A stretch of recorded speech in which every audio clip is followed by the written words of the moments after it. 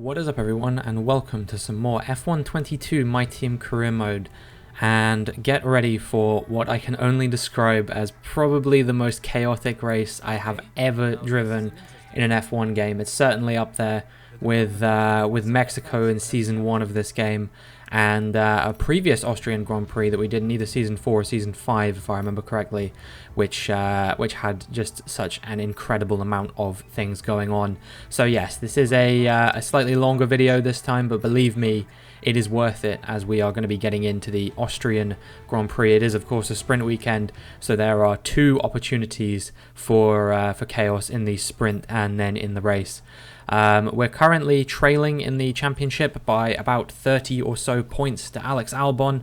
He has been having the run on me pretty much all season. You know, I've only had a couple wins so far in Monaco and in China, and I think Albon has increased his tally to 4 wins at this point, but I could be wrong about that.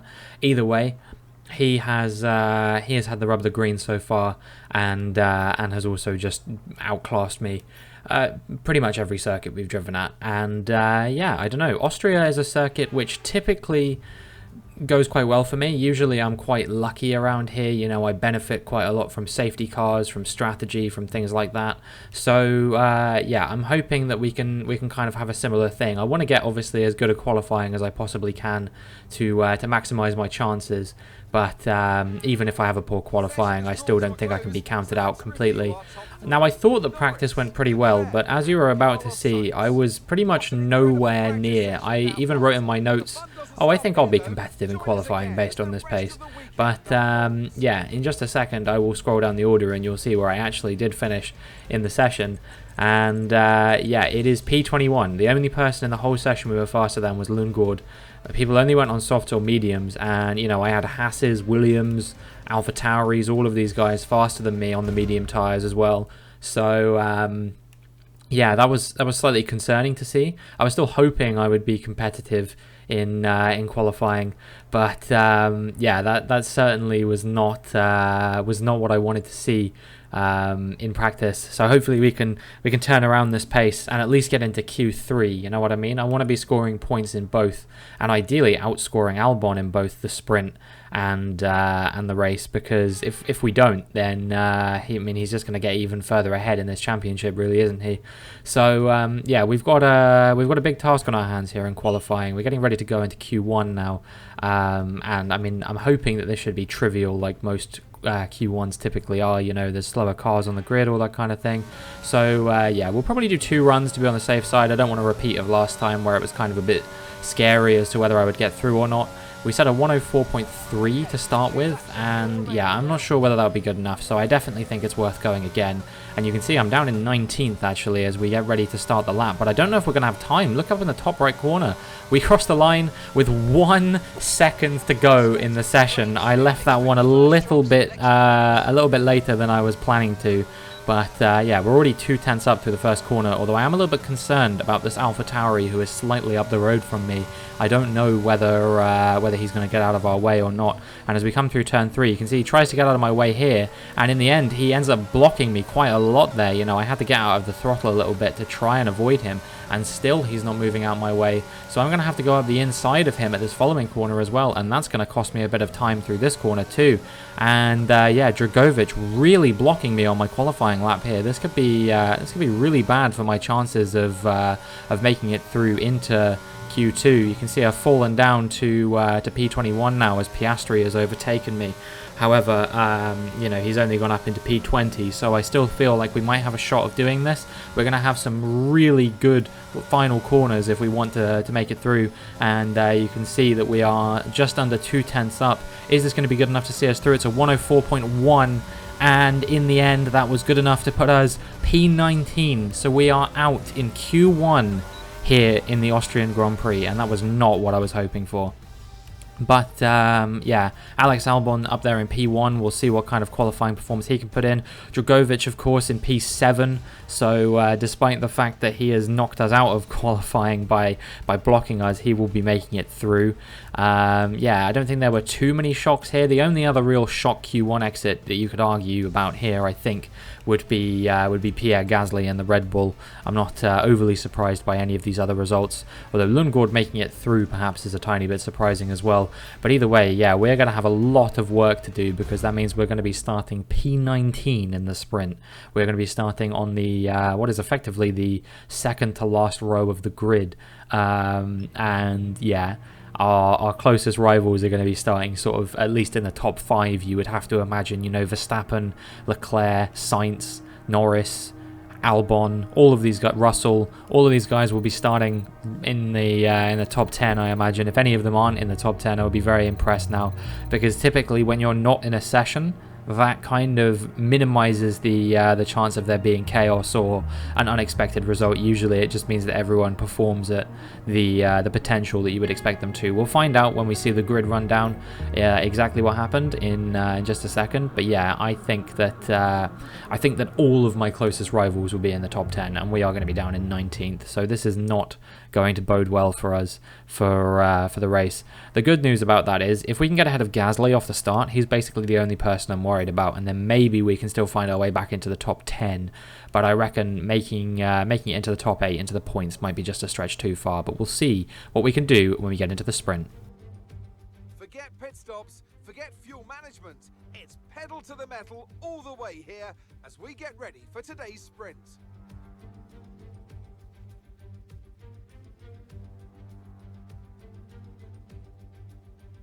I always forget, Crofty never says anything during these parts.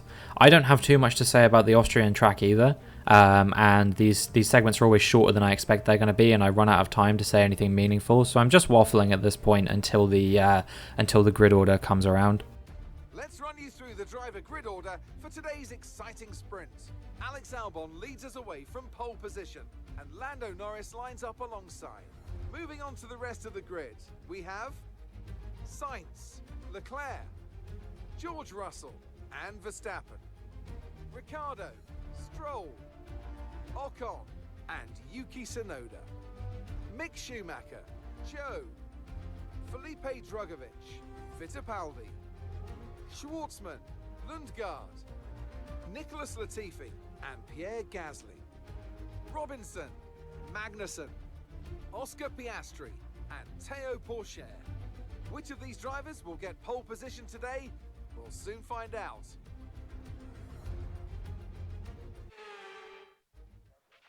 After the points finished last race, let's aim to keep that momentum. Alright, let's go. I don't care about what Mark has to say on this occasion. We're going to be going mediums to the end. I was thinking about maybe trying it with a set of softs, but on second thought it might be better to keep that set of softs for the race. I know there's going to be some rain coming at some point in the race, but I imagine that the softs might still be the superior strategy. It's hard to make that call, but we will see. We will see what the strategy turns out to be in the race. But we've got to worry about a 12-lap sprint first, and yeah, this is going to be imperative. We need to make up positions as quickly as we possibly can. We can't get stuck behind these guys for too long at all, otherwise we are going to be in a big predicament. Doesn't take long for the lights to start coming on now as we get ready to go in the Austrian sprint. And the lights go out as we switch to the replay camera, and you can see in the background there me in the green behind the other green car. I've not had the best of getaways. I'm just racing with Magnussen, but he is going to try and go up my inside. I'm going to go around the outside of a few cars here, including Gasly and one of those Alfa Romeos, and then that's Fittipaldi and Latifi that I was racing with there. I think I have managed to get ahead of Fittipaldi, but Latifi has managed to hold on to, I believe that's P15 for the time being. We're going to try and go up the inside of him at turn quote-unquote 3. I can say quote-unquote 3 because I don't consider turn 2 to be a real corner, and I think we've just about managed to make the move stick. However, I think Latifi might have had a bit of superior traction here, so now we're going to have to worry about Fittipaldi closing us down from behind. You can see through my rear wing, he is just about behind. We move to the outside of the corner, try to sweep around the outside of Latifi, but we just can't quite make the move work, and this is incredibly frustrating, being stuck behind the Aston Martin, which is actually a pretty fast car, all things considered. Yeah, we're just getting stuck behind Latifi at the moment. You know, Stroll has been dragging that car onto the podium podium on a couple of occasions this season. So yeah, I shouldn't be too surprised that the Aston Martin has a bit of pace in it. There's Joe going into the pits, and I think Schwartzman there actually hit him, and yeah, that has spelled the end of Schwartzman's race. He's going to be pulling off to the side of the road and retiring in a second. You can see him in the background, and then there's Joe, and I think it's Alfa Romeo, maybe Porsche in the pits as well. So yeah, pretty crazy start to the Grand Prix. We've already had one DNF, and yeah, a few cars pitting due to front wing damage and that kind of thing. This is what I mean by this circuit throwing up all kinds of chaos. We're actually going for a move on Latifi now, and yeah, he has to back out of it a little bit as we got the inside at turn 1. We will have the DRS for the following DRS zone, and this means that we should be able to drag our way away from Latifi and yeah, up into P13 as it has now become after the pitting of Zhou Guanyu and the DNF of Robert Schwartzman in front. So yeah, we are here. Sonoda has now pitted due to front wing damage as well, I think, and that moves us up into P12 as we move on to lap 5. And actually, there's been a bit of battling going on between the Haas and Mick Schumacher and the AlphaTauri of Felipe Drugovich. And yeah, that has allowed us to close the gap to them quite dramatically. You can see that we are only a few tenths behind. I think one of them might have front wing damage. I think Schumacher might have front wing damage by the looks of things. We'll see for certain what's going to go on here.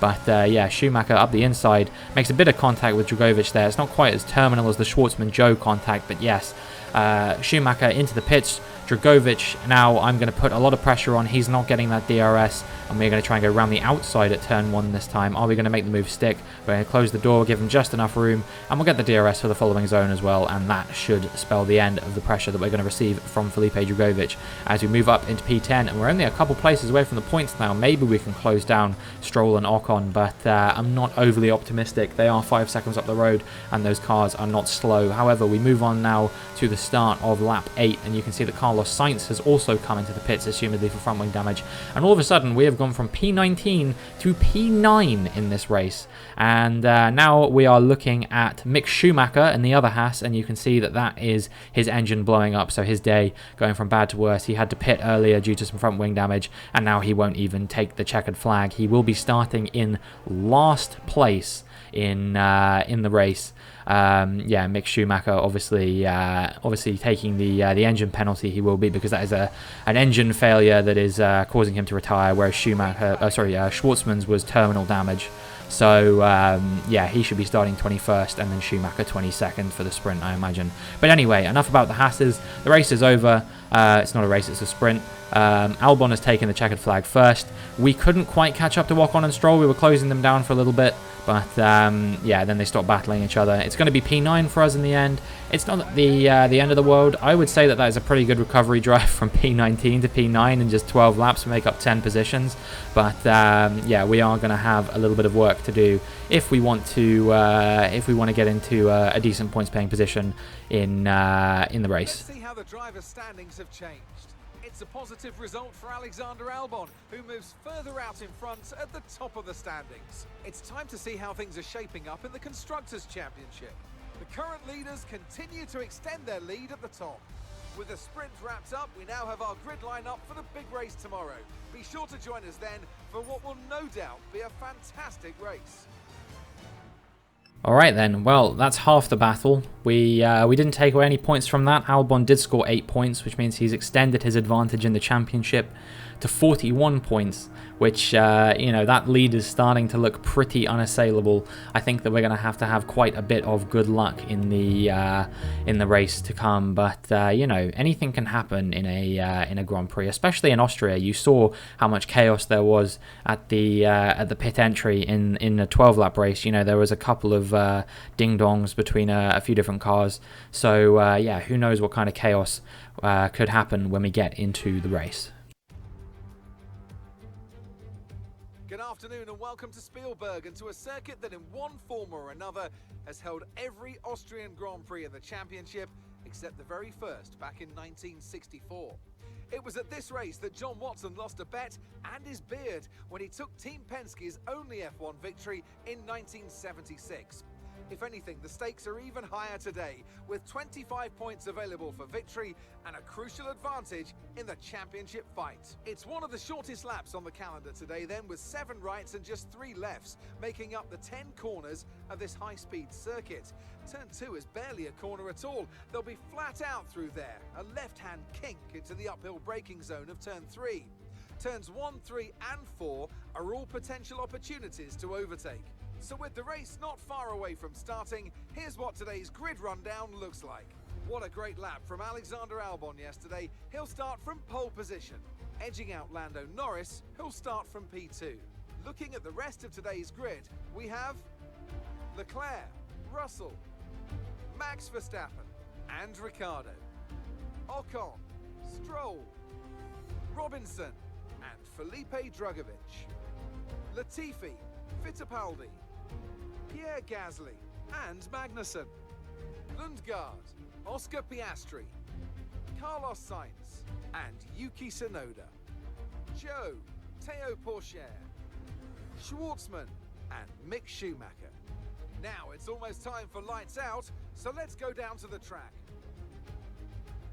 Anthony Davidson joins me once again in the commentary box, and it's fantastic to have you with us here, but I'm curious, as a man with experience out on the track, how do you stop those pre-race nerves from becoming overwhelming when you're lining up on the grid? Well, I imagine they'll be starting to feel the adrenaline as they anticipate the rundown into turn 1, a bit like preparing to go into battle. The unknown situation will bring nerves, but that's a good thing. It will keep them focused on the moment and on their surroundings as we build towards the start of the Grand Prix.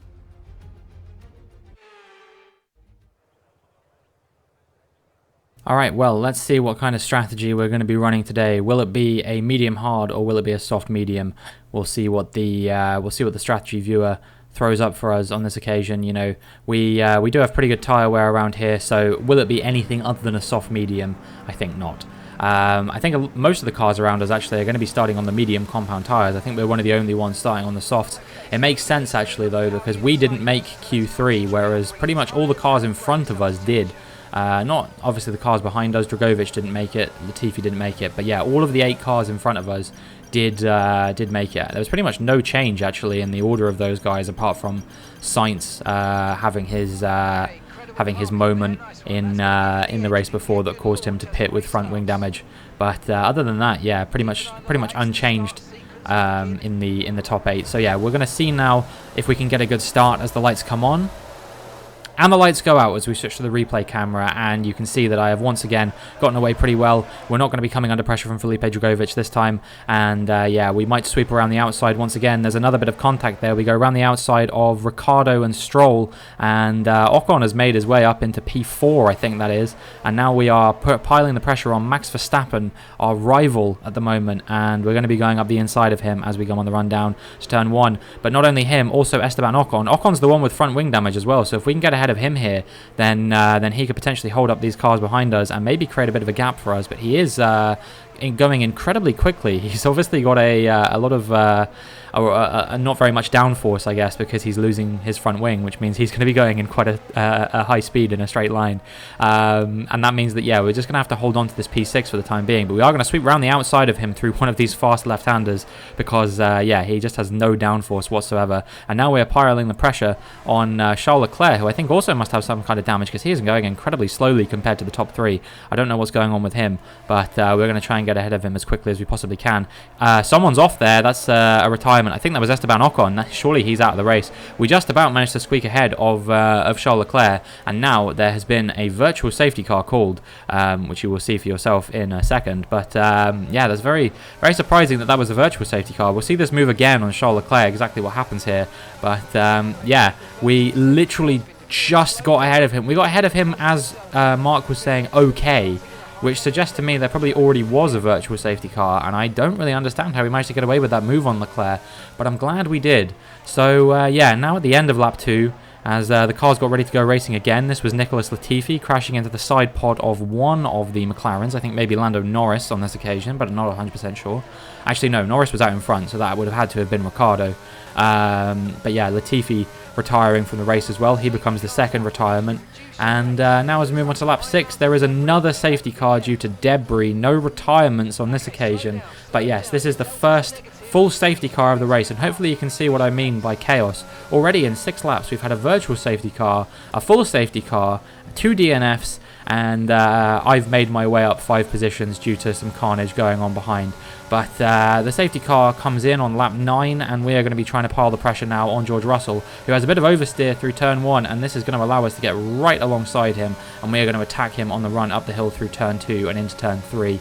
But yeah, he just has superior straight line speed to me on this occasion. We got up the inside though, but we overshoot the corner a tiny bit. I think we made a tiny bit of contact there with Russell actually, and yeah, we go off the track, and now we're going to have to try and defend from Lance Stroll, who is going to be closing us down on the run down to either turn 4 or turn 5. I don't know what the corners are after this one, whether there are 2 corners there or what's going on, but either way, we managed to get ahead of Stroll just before Zhou Guanyu retires from the session.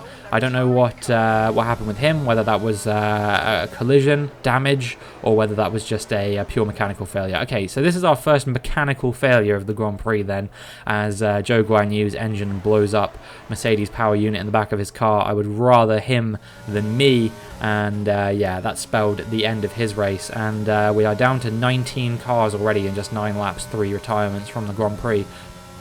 I wonder how many will be the final tally, but yeah, for the time being we are holding on to P4. We're going to see if we can close down George Russell and maybe make our way onto the podium. Verstappen coming into the pits, assumedly some kind of damage for him or something like that. But there is another safety car. This is the, second safety car? Third if you include the VSC as well. And I don't even know what this one's for. This one, again, just for debris by the looks of things. Doesn't seem like there's any retirements here, but you might have caught it there. We are actually going to be coming into the pits for a set of medium compound tyres. And those will be the last tyres we put on to the end of the race, at least if there's no rain coming down. But I think there will be some rain. They have alluded to it. I'm not sure exactly when it's going to come, but yeah, a few people coming into the pits on this occasion, including Fittipaldi and Dragovic behind me. A few people actually pitted on the previous safety car, which I didn't realise, including Ricciardo. He's put on a set of hard compound tyres to the end, so I imagine he will be right up there come the end of the race. And yeah, also a few of the cars that we were racing with at the start of the sprint, including Pourchaire and Schwartzman and those guys. I think Schumacher as well. All of those are on hard compound tyres. Gasly too. I think it's just those 5 that I have to worry about ahead of me, so I will have to overtake those 5 cars on track if I want to make my way into the lead of the Grand Prix now. We have made a pretty good strategy where I guess, yeah, we're running a net P6, that would be. So it's Ricciardo, Gasly, Schumacher, Pourchaire, Schwartzman, and myself. And we have managed to get ahead of Schwartzman off the safety car restart. I was goading him into taking a poor line through the final corner, and he did do exactly that. So now we're going to try and close down the cars in front, Pourchaire, Schumacher, and Gasly, and then there's also Lundgaard and Leclerc, who we're going to have to make our way through if we want to get to Ricciardo, although those guys haven't stopped yet. So yeah, this is a very strange running order, but that is effectively what the running order will be. It's only a few laps away from the pit stop for the medium compound runners.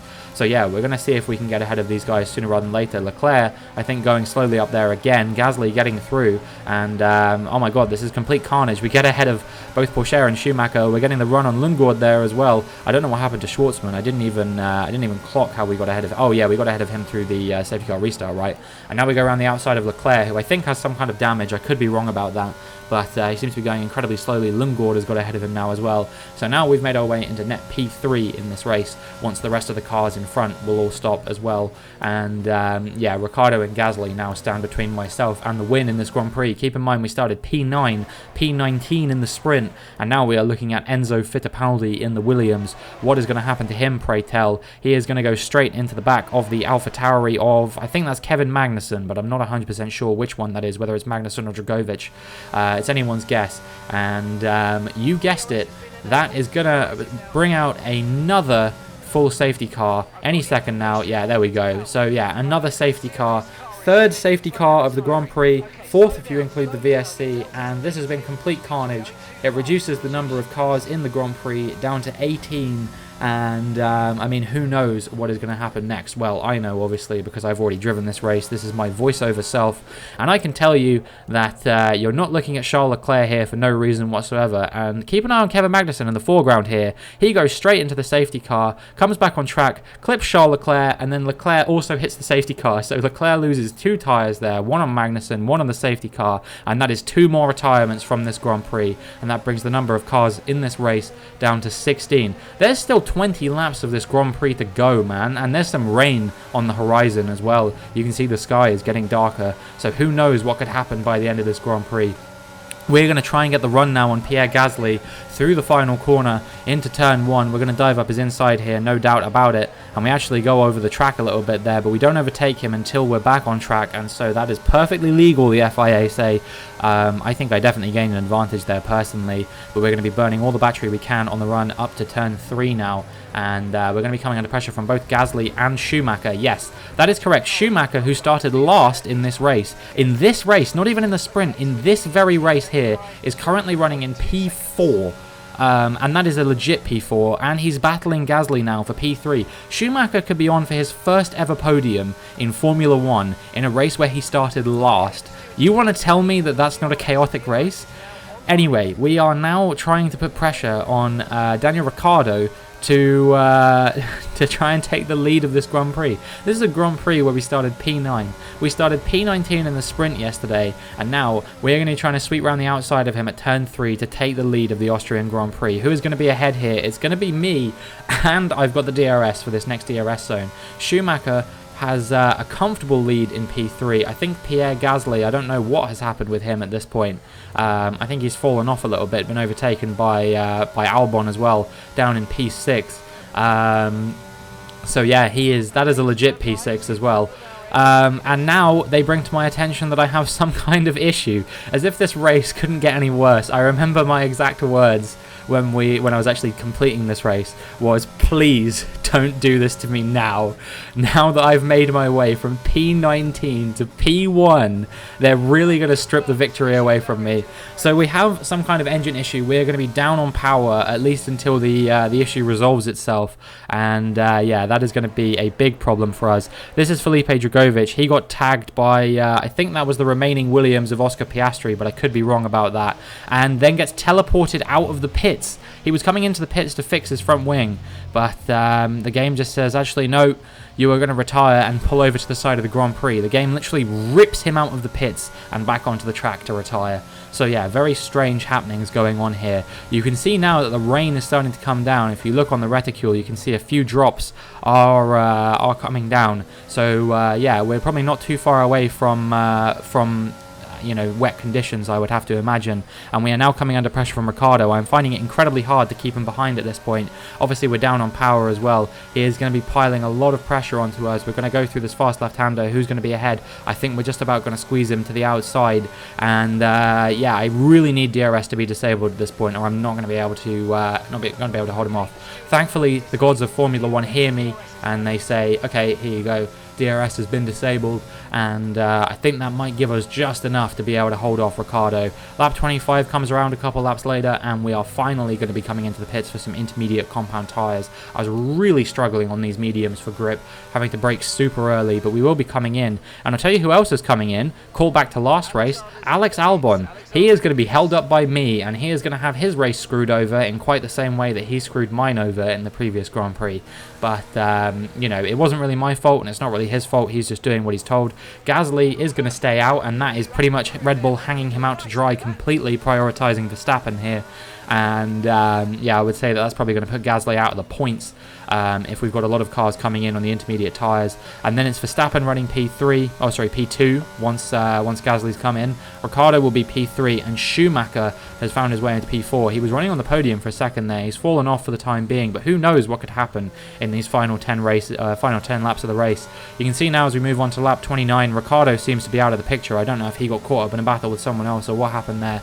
But yeah, Verstappen, Schumacher, Albon all battling away behind me. Who's going to come out on top of that? It's actually actually Schumacher, who makes his way into P2 in this Grand Prix as we get a brief bit of respite from the attacks of the cars behind. We've still got the engine issue, by the way. It never resolved itself, so we're down on power the whole time as Oscar Piastri becomes the 8th casualty of this Grand Prix. We'll see exactly what happened to him in just a moment.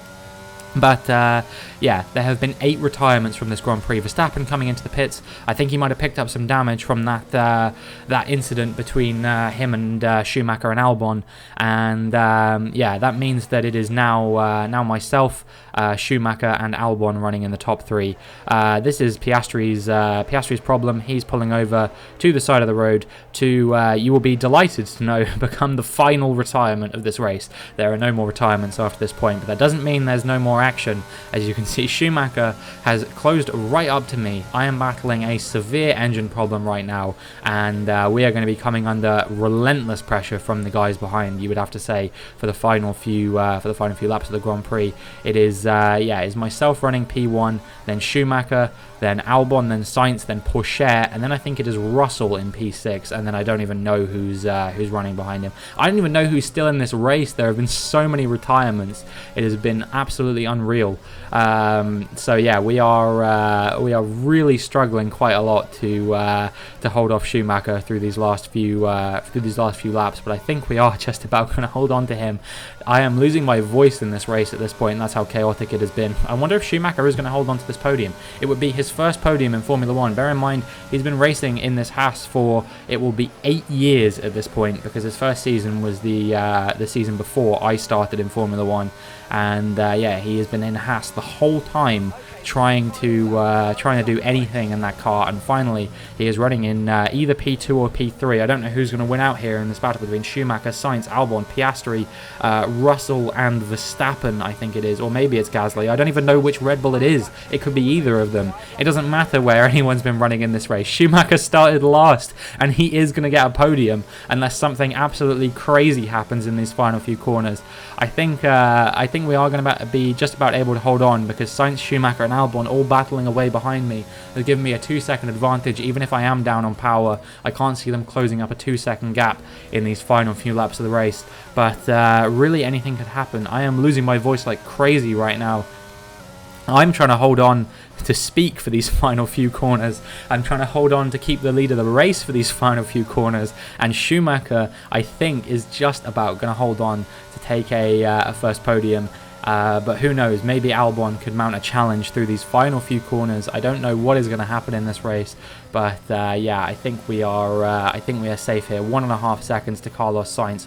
We round the final corner and we are going to run up to the line. Nobody could stop us today from taking this victory. We won on strategy, we won on pace, we won on defense. There was nothing, we kept it clean. There was nothing that we did wrong today to hold on to the race win here. Schumacher gets a deserving driver of the day for this P3 finish. Sainz ends up P2 actually, and I need to lie down. Then to secure victory here in the Styrian Alps. Tell me, Ant, how did they manage to achieve this win? Well, they clearly have a car that comes alive in the kind of conditions we were dealing with today. It's a very balanced package in the wet, and what that means is that the drivers have confidence to attack. And having that confidence gets you on the power earlier, it lets you brake later, and can put you a long way up the road. Welcome then to the podium, our top 3 drivers. What a great effort from them today in a very difficult race. Good lord, what a absolutely incredible Grand Prix. That has got to be one of the most insane Grand Prix I've ever taken part in. And honestly, I think this is a pretty happy podium overall. You know, you got me winning the race, having started P19 in the sprint. Sainz was pretty much out of contention in the sprint. You know, he had that front wing damage, which put him out of the points. He managed to recover to P2 in the end. Schumacher recovered to P3 despite starting last in the race. You won't see many crazier podiums than this one in Formula 1. After this round of the World Championship, here's how things look in the drivers' table. Well, that lead at the top has somewhat shrunk today. Well, after an incredible day of racing, who was your driver of the day, Ant? Mick Schumacher gets my vote today. It's time to see how things are shaping up in the Constructors' Championship. The current leaders continue to extend their lead at the top. Another team that will be satisfied with this Grand Prix is Alfa Romeo, whose good result moves them further up the championship. I'm equal parts exhausted and elated with this weekend of Formula One, so be sure to join us for the next one. So yeah, not only do we get that win, but we also did end up outscoring Alex Albon by 5 points over the course of the weekend, which, given that he got pole in the qualifying and I got P19, I will happily take that result, even if it's only 5 points. You know, maybe this can be the start of the recovery into the championship. Next up is the French Grand Prix. That is a race that, in my opinion, could pretty much go either way. So we'll see what kind of result we can get there. But my goodness, this was probably one of the most fun races I think I have ever done. Very stressful, very intense at the time. You know, those last few laps, I was really having to push quite hard to keep the cars behind. I had to do very intelligent defense, pretty much taking the inside line at every single corner to make sure that they couldn't get ahead of me.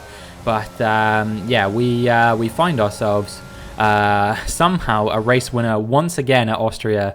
Spielberg delivers like we knew it would, and that is why I'm glad it made a return to the calendar for the final season of My Team Career Mode.